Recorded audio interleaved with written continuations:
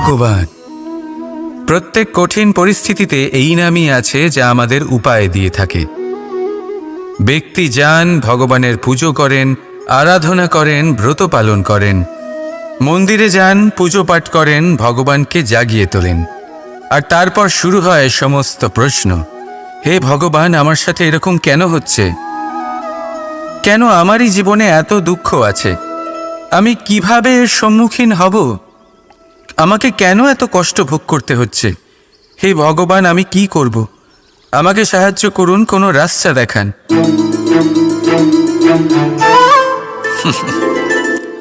চলুন আমি আপনাকে একটা প্রশ্ন করি। মন্দিরে যাওয়ার চেষ্টা করার আগে আপনি কি জীবনে ততটা চেষ্টা করেছেন যতটা সেই সমস্যাকে দূর করার জন্য দরকার ছিল? দ্বিতীয় প্রশ্ন, ভগবানকে জাগানোর পূর্বে আপনি কি নিজেকে জাগিয়ে তুলেছেন? আপনি কি আলস্য ত্যাগ করেছেন? তৃতীয় প্রশ্ন, ভগবানকে জিজ্ঞাসা করার আগে আপনি কি নিজেকে জিজ্ঞাসা করেছেন যে আমি কেন এত অসফল হচ্ছি? যদি না করে থাকেন তাহলে সবার আগে এটা করুন। আপনি সমস্ত প্রশ্নের উত্তর পাবেন, সমস্ত বিপদের পরিত্রাণ পাবেন। অন্য কোথাও নয়, নিজের ভেতরে তাকিয়ে দেখুন। চেষ্টা করুন নিজেকে জাগিয়ে তোলার।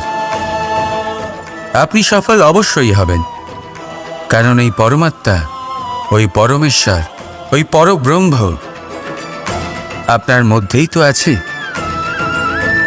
রাধা রাধা। সংসারে এমন একটা ভ্রান্ত ধারণা রয়েছে যে সবকিছু ভাগ্যের দ্বারা পাওয়া যায়, কিন্তু ভাগ্য, প্রারব্ধ এ তো সকলের জন্যই সমান হয়। এটা তো ব্যক্তির ওপরে নির্ভরশীল হয়, তার আকাঙ্ক্ষার উপরে নির্ভরশীল হয়, বাসনার উপরে নির্ভরশীল হয়, স্বভাবের উপরে নির্ভরশীল হয় যে উনি সেটা নিয়ে কি করেন। দেখুন, এই প্রসাদ কিন্তু সকলকেই দেওয়া হয়, কিন্তু তা গ্রহণ করবেন কিভাবে সেটা ব্যক্তির উপরে নির্ভর করে। আপনাকে এক উদাহরণ দিই। যেমন ধরুন, দুজন মানুষকে আমি একটা করে মাটির ডেলা দিলাম, সেটা নিয়ে তারা কি করবেন? একজন মানুষ তার ছোট ছোট ডেলা বানাবেন আর পথযাত্রীদের ওপরে ছুঁড়ে মারবেন, হাসি ঠাট্টা করবেন, তাদের বস্ত্র নোংরা করে দেবেন, সেটাতেই উনি আনন্দ পাবেন। অন্যদিকে দ্বিতীয় ব্যক্তি সেই মাটির ডেলা দিয়েই নিজের জন্য একটা কুঁড়ে ঘর বানাবেন। সেই কুঁড়ে ঘর যা রোদেতে, বৃষ্টিতে, ঝড়ে তাকে সুরক্ষিত রাখবে।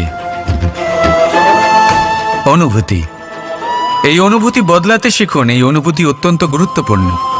ভালোবাসাতেও এই অনুভূতি হলো অত্যন্ত গুরুত্বপূর্ণ।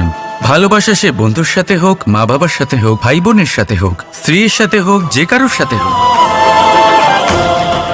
মনে রাখবেন এই হলো সেই অনুভূতি যা আপনার ভাগ্য নির্ধারণ করে থাকে। তাহলে আসুন আমার সাথে প্রেমের অনুভূতি নিয়ে বলুন, রাধা রাধা। মানুষের কত রকম অনুভূতি হয়, কিন্তু সে সেটাই করে যেটা সে আজ অবধি করে এসেছে, আর এটাই তার সব থেকে বড় ভুল। আপনাকে যদি উদাহরণ দিই, তাহলে একটা গোয়ালা যে ছোটবেলা থেকে একটাই কাজ করেছে, গরুকে চড়িয়েছে, দুধ বের করেছে, সে সারা জীবন সেটাই পাবে, শুধু দুধ। কিন্তু ভেবে দেখুন, যখন এই দুধ কোনো ময়রার কাছে যায়, তখন সে সেটা দিয়ে মালপোয়া বানায়, মাখন বানায়, বিভিন্ন রকমের সুস্বাদু মিষ্টি বানায়, ঘি বানায়। সে বড় কিছু করে, তার বদলে সে বড় কিছু পায়। তাই মনে রাখবেন, যদি আপনি সেটা করেন যেটা আপনি সব সময় করে এসেছেন, তাহলে আপনি সেটাই পাবেন যা আপনি আজ পর্যন্ত পেয়ে এসেছেন। নতুন কিছু করার চেষ্টা করুন, আলাদা কিছু করার চেষ্টা করুন, নিজেকে বদলানোর চেষ্টা করুন, নিজেকে প্রস্তুত করুন, নতুন কিছু করুন। তাই মনে রাখবেন, যদি আপনি এমন কিছু করেন যা এর আগে কেউ কখনো করেনি, তাহলে আপনি এমন কিছু পাবেন যা এর আগে কেউ কখনো পায়নি। তাই নতুন উপায়, নতুন চেষ্টার দ্বারা নতুন কর্মের পালন করুন। নতুন চিন্তা নিজের ভেতরে জাগ্রত করুন, কারণ এই চিন্তাই সত্য হয়ে আপনার জীবনে আসবে। রাধা রাধা। সমুদ্র মন্থন আমরা সবাই জানি এ কিভাবে হয়েছিল। এই মন্থন থেকে কি কি পাওয়া গেছিল? অসংখ্য রত্ন পাওয়া গেছিল, বিষ পাওয়া গেছিল, অমৃত পাওয়া গেছিল। ঠিক সেইভাবেই আমাদের ভেতরেও একটা বিশাল সমুদ্র রয়েছে, যাকে আমরা নাম দিয়েছি মন। যদি এই মনের মন্থন করা হয়, তাহলে এই মন থেকে বিষও বেরোতে পারে আর অমৃতও বেরোতে পারে। তাই মনে রাখবেন, আপনার যে এই জিহ্বা রয়েছে তা বিষও নির্গত করতে পারে, আবার অমৃত, খারাপ কিছুও করতে পারে, যদিও আপনার মনস্কামনা খারাপ নাও হয়। তাই সবসময় যখন আপনার মুখ থেকে শব্দ উচ্চারণ করবেন, এই মনের মন্থন করে তা করুন। আর আমার সাথে ভালোবেসে বলুন, রাধা রাধা। আপনি কি কখনো শুনেছেন হরিণ সিংহের থেকে পালানোর বদলে তার সাথে লড়াই করেছে? হরিণ সিংহকে আক্রমণ করেছে, কখনো শুনেছেন? কখনো না। কিন্তু এরকম হতেই পারে, এরকম হয়েই থাকে। আর এটা তখনই হয় যখন হরিণের শাবক বিপদে পড়ে। যখন তার সিংহের কবলে পড়ার ভয় থাকে, তখন হরিণীও এসে সিংহের সাথে লড়াই করতে থাকে। কারণ সে একজন মা, আর মা তার সন্তানের জন্য সবকিছু করতে পারে। এ হলো মায়ের স্নেহ, যেটা যত নরম হতে পারে ঠিক ততটাই কঠোরও হতে পারে। আর তার সন্তানের মঙ্গলের জন্য সে ক্রোধের সমস্ত সীমা পার করে তার সন্তানকে রক্ষা করেই ছাড়বে। আর সেই জন্যই তো মাকে সন্তানের জীবনে সবথেকে বড় ঢাল বলা হয়। এই মাকে আমার শত কোটি প্রণাম। রাধা রাধা। একে চিনতে পারলেন? একে কুঠার বলা হয়। আপনারা জীবনে কোথাও না কোথাও কোনো না কোনো রূপে এটা দেখেই থাকবেন। একটা ব্যাপার নিশ্চিত, এই কুঠার ছাড়া কোনো বৃক্ষকে কাটতে পারা সরল নয়। এবার আপনি কখনো এটা ভেবেছেন, এই কুঠার এর এই অংশ, এর মুখটাই যদি না থাকে তাহলে কি হবে? এ শুধুমাত্র কোনো বৃক্ষই নয়, তার কোনো ডালও কাটতে সক্ষম হবে না। এবারে ভাবুন, এই শুকনো কাঠের হাতল এ আমরা কোত্থেকে পেলাম? কোনো এক বৃক্ষ থেকেই। সেই ডাল যাকে কেটে ফেলা হয়েছিল, এক বৃক্ষকে কাটার জন্য এই ডালই শস্ত্ররূপে প্রস্তুত। আমাদের জীবনে আমাদের প্রিয়জন, আমাদের আপনজন যখন সময় কখনো কখনো তাদের সঙ্গ না দেয়, যদি তারা দৈন্য দশায় থাকেন, তাহলে তাদের সঙ্গ কখনো ছাড়বেন না। ওনাদের প্রয়োজন শুধুমাত্র মনোবল। তা তাদের দিন। তাদের সাহায্য করা আপনার কর্তব্য। হয়তো তাদের সাথে থেকে আপনার কোনো লাভ হবে না, কিন্তু তাদের দূরে থাকাতে আপনার ক্ষতি অবশ্যই হতে পারে। সর্বদা সাহায্য করুন। সঠিক সময় আসলে তা আপনার সহায়ক অবশ্যই হবে। রাধা রাধা।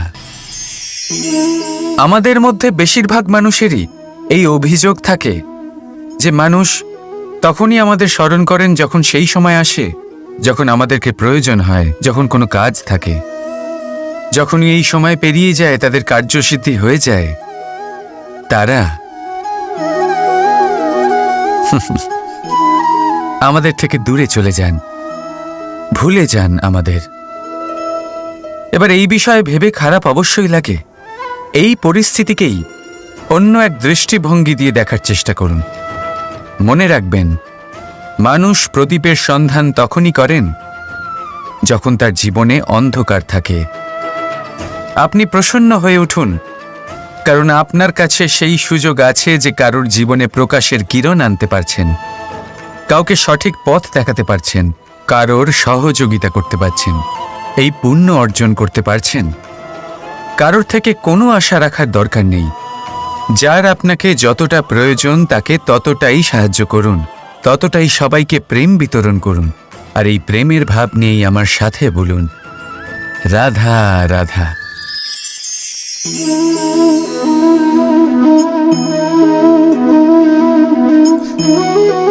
এই শুকনো পাতা দেখতে পাচ্ছেন?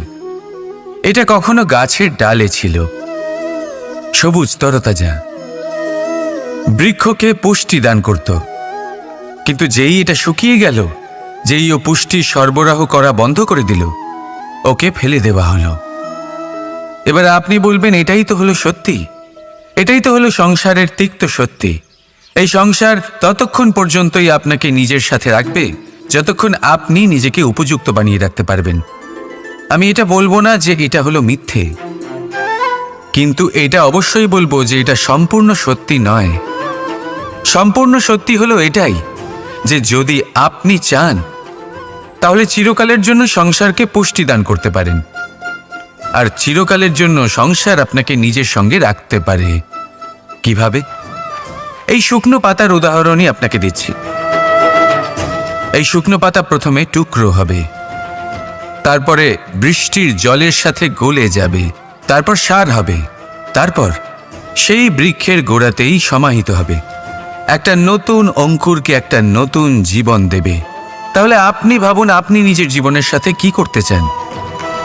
যদি কখনো আপনি পড়ে যান, অসফল হয়ে থাকেন, তাহলে আপনি কি এই উৎসাহ হারিয়ে ফেলবেন, নাকি আবার উঠে দাঁড়াবেন আর আবার এক নতুন সংসারের রচনা করবেন? সিদ্ধান্ত আপনার। রাধা রাধা।